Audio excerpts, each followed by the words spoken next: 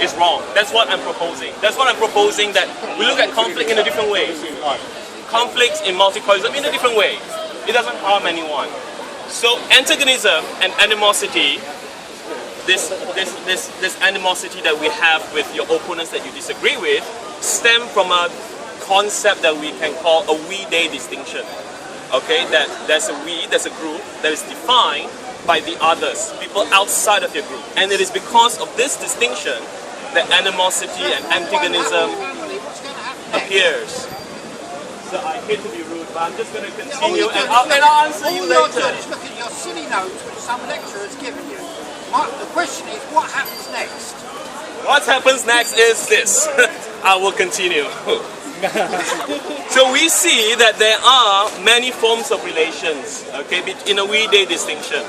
Okay, who I am, where I come from, my culture, is not just defined by my practices, but also by how others treat me and how I view others around me. So we have to see that beyond this animosity, beyond this anger that we have for one another, this anger that we have with one another is not necessarily one of antagonism or animosity. That not necessarily have to lead to violence, for example. Hence, I think that the task of democracy today, the task of democracy is to transform this antagonism and this anger, this animosity that exists in this relationship into an agonistic one. One that is a notch below that of a conflict, of a violent conflict. So what is this adversarial model that I've been talking about? I think that antagonism can be tamed. No, really, antagonism can be tamed. So in your country, and we need to establish institutions and practices.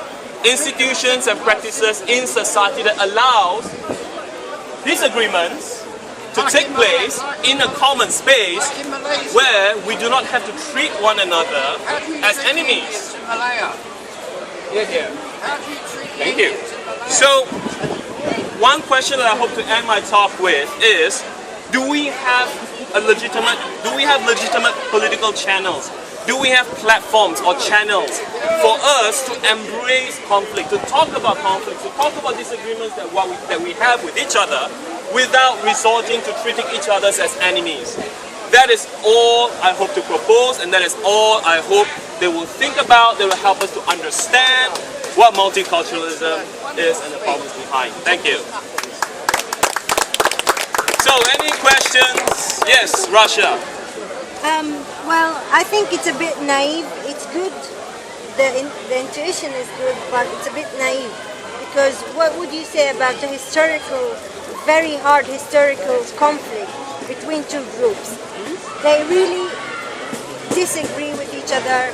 It's almost opposite the needs and the wills of both groups. They just contradict. Yeah, how do you, these practices and institutions that you want to create, how it's going to solve this problem? Yeah, I agree entirely with you. It's historical and it's continuing. I agree with you that it is a bit naive to think that we can solve conflicts and disagreements just like that. Like, oh, let us come sit at a table, have coffee, and be done with it. Well, that is clearly very, very naive. But what I hope for us to think about is the possibility of resolving such conflict. That without just declaring your opponent as illegitimate, but rather to approach and open yourself to a discourse, where would this lead? Because from the past, from what we have seen in the past until today in politics, is that people just refuse to talk to one another. And I think that is a problem, and that is a big problem. So yes, it is naive. It may not generate, instant policy solution, but hopefully there is a ripple effect that will carry on as we begin to think about these issues in a new way. Yes. Your practice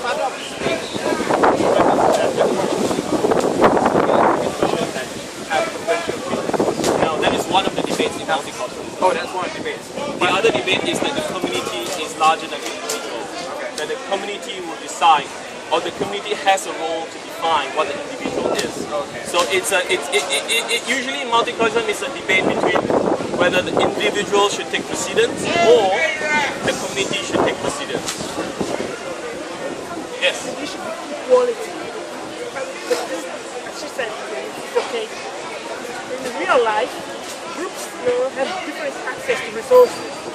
And then, historically, for historical reasons. So we never start from a plain level ground. So how do you expect to address this one? Well, yes. Then we always have like laws like affirmative action. I can give South African examples.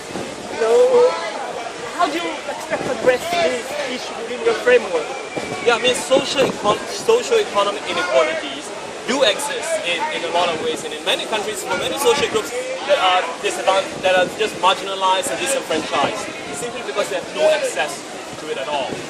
So that, I think, that is a result of the policies that have taken us this far. Some of the criticisms against multiculturalism is that it reinforces status quo bias, a bias against minorities, that just because they're from this group, therefore they must not participate in certain economic activities or to settle down in certain, public space or environment. So that is a result of these policies, a result, and where these come from is an attempt of solving certain conflicts, and how they solve these conflicts resulted in these problems that you are saying. So I think we need to rethink how we tackle all of this. So your turn. Yes, any question? One question. Why is it in Malaysia, where you come from, you subjugated the Malay and the Indians to second-class citizens? And yet you're over here telling us we're not a tolerant society. I'm not telling you guys here that you are in a tolerant society. But what I'm saying here is we need to look at conflicts in different manners. Yes, I come from Malaysia. Our constitution gives us special rights and privileges and recognition of native Not to that constitution, but reality. The reality is the Chinese went to the Malay. Article 153 of the Federal Constitution of Malaysia allows the recognition of native Malays. Put it on the bonfire. You know it's a load of rubbish. The Chinese rule Malaysia. The Indians don't, and the Malay don't.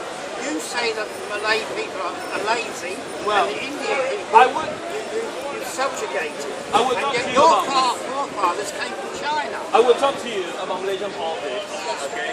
I will talk to you about You Malaysian talk to us politics. about I will talk to you guys. which you obviously know nothing about. But you must allow me. Except what But you must allow me to silly present what. school teachers teach you. But you must allow me to present first, okay, a basic idea of what Malaysia is. Gentlemen wants to talk about Malaysian politics. I will talk about Malaysian politics. So Malaysian politics. Malaysian. You can verify what I'm saying here. So Malaysia, we are a multi-ethnic, multi-religious society. We have over 60% native Malay Muslims, over 20 to 30% Chinese minorities, over 10, maybe 15% of minority Indians. Now the minorities came about when the British colonials brought my forefathers and also the forefathers of the minorities in Malaysia today from China and India for colonial economic activities. We were brought over for mining purposes, for rubber tapping purposes, to run. Doesn't mean you have to to run continue the hatred, plantations. though, does it? So that is the demographic of Malaysian politics today. So how do Malaysia come so far for over 50 years in politics? Through politics of accommodation. And this is what I think is a problem in Malaysia as well. How we treat political accommodation of ethnic minorities within a larger society is problematic. That is what I hope to look at conflicts in a different way. You've got the biggest share of the cake and the best property in KL, as you well know. You know where KL is, surely. Yes. You've got the best properties in KL. The Chinese have the best properties in KL, and they, ipso facto, run the government. Well, I don't think it's fair to say that, because I think Malaysian politics is a lot more complex than what we perceive it to be. I think there's a lot of nuances that we have to look carefully into, which I think we do not have the time to address, because after me you have an even better speaker. Don't walk away. Allow me to present Yusuf from Tunisia, and he will talk to you about the Arab Spring and terrorism. Thank you very much. Thank you everybody. So just allow me to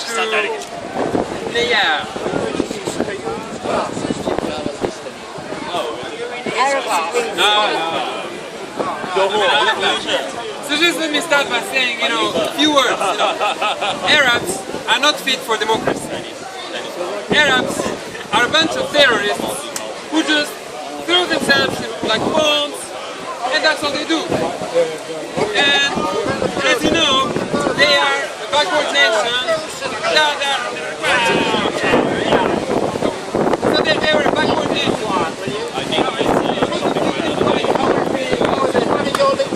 Just be quiet, please. So this, no, I cannot say that. Anyway, so my point about Arabs is that they're a backward nation. They have kids, they walk like this, they don't like dudes, they don't like women, they prefer young girls, all that stuff. You know, I've been hearing all this stuff for years now about Arabs. About Berbers.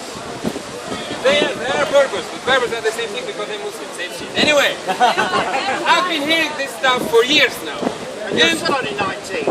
And and you know, the more I started looking Arab, the more I started feeling Arab, Berber, Muslim, the more I kept feeling that this is more of racism than just reality. The more I stopped feeling this as jokes, something funny to hear. Berbers, Arabs, same thing. And to be frank, I should say that before I'm subjugating them. Colonised Berber countries. Exactly. To be frank, before coming here, I was very optimistic about something that many of you call the Arab Spring. And that's called the Arab Spring. I was very happy. I came like very arrogant, Tunisian, brother of the Arab Spring, all this stuff, we started everything. And then I came here, and to be frank, I'm leaving London. And you love every minute of it. Yeah, but you know, I'm leaving London kind of with a pessimistic note because I started feeling that this Arab Spring is just something very bad. And the reason, well, of course, there were events that made the Arab Spring very bad. But one of the main reasons is people like you and the media. The reason for the Arab Spring is oil. You know that. So it's a conspiracy, you think? If you want to use that word, you can. But if you're a conspiracy theorist, then you can say. Because you've been dominated by the Americans. Maybe, but like Tunisia, for instance, we don't have oil. Morocco, we don't have oil.